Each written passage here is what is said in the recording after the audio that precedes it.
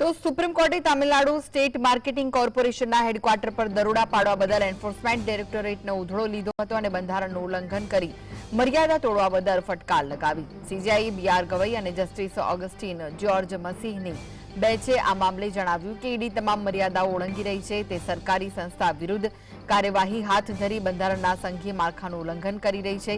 Supreme કોર્ટે ઈડીને notice પાઠવી આ મામલે ચાલી રહેલી તમામ કાર્યવાહી પર રોક મૂકી છે।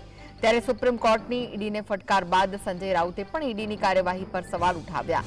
શિવસેના સાંસદ સંજય રાઉતે ઈડીની વારંવાર બંધારણનું ઉલ્લંઘન કરવાની પ્રક્રિયાનો ઉલ્લેખ કરતા કહ્યું કે અહીં નવું શું છે, હું પણ ઈડીનો પીડિત છું, હું પણ આમાંથી પસાર થયો છું, મારા જેવા ઘણા લોકો છે। વધુમાં તેમણે કહ્યું કે ઈડી એ ભાજપનું પ્રધાનમંત્રી મોદીનું અમિત શાહનું હથિયાર છે, જ્યાં સુધી ઈડી છે ત્યાં સુધી મોદી, શાહ અને ભાજપ છે।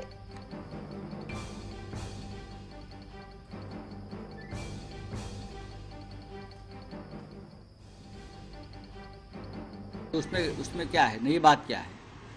मैं एक विक्टिम हूँ, मैं उससे गया हूँ, मेरे जैसे बहुत से लोग हैं कि ईडी की ऐसी पॉलिटिक्स, ईडी तो बीजेपी का हथियार है, मोदी जी का हथियार, अमित शाह का हथियार है,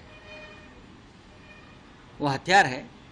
जब तक ईडी है तब तक मोदी, शाह है और बीजेपी है, बाकी कुछ नहीं है।